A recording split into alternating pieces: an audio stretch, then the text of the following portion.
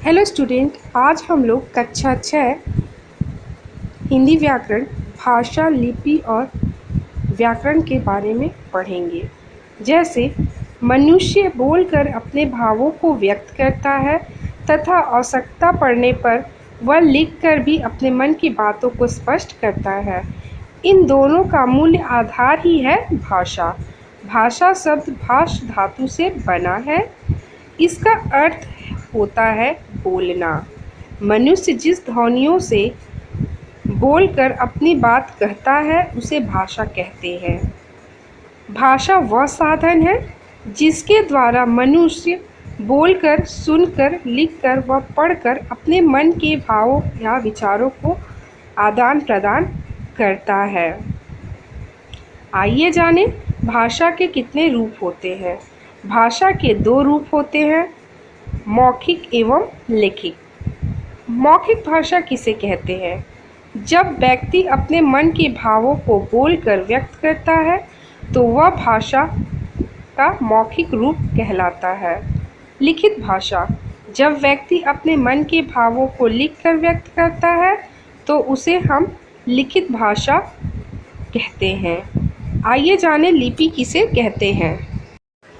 भाषा का प्रयोग करते समय हम सार्थक ध्वनियों का उपयोग करते हैं। इन्हीं मौखिक ध्वनियों को जिन चिन्हों द्वारा लिखकर व्यक्त किया जाता है वे लिपि कहलाते हैं। लिपि की परिभाषा हम इस प्रकार दे सकते हैं।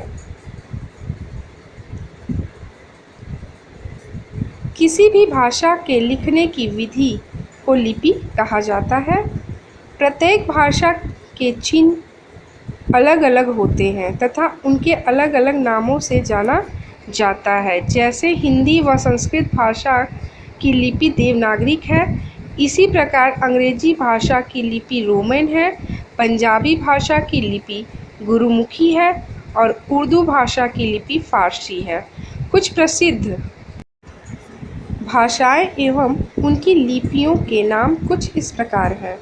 जैसे हिंदी संस्कृत, मराठी के देवनागरिक होता है, पंजाबी की लिपि गुरुमुखी, उर्दू फारसी और फारसी होती है, अरबी की अरबी, बांग्ला की बांग्ला, रूसी, अंग्रेजी का जर्मन और फ्रेंच, स्पेनिश का रोमन होता है। भारत में अनेक भाषाएं बोली जाती है, जैसे हिंदी, संस्कृत, पंजाबी, उर्दू, कश्मीरी, बांग्ला, उड़िया, तेलुगु, आसामी, सिंधी, गुजराती, बोडो, डोगरी, मैथिली, कन्नड़, सारथी, मणिपुरी, कोंकणी, संथाली, मलयालम, नेपाली, मराठी। इस प्रकार अब भारत में निम्नलिखित 22 भाषाएं प्रचलित है।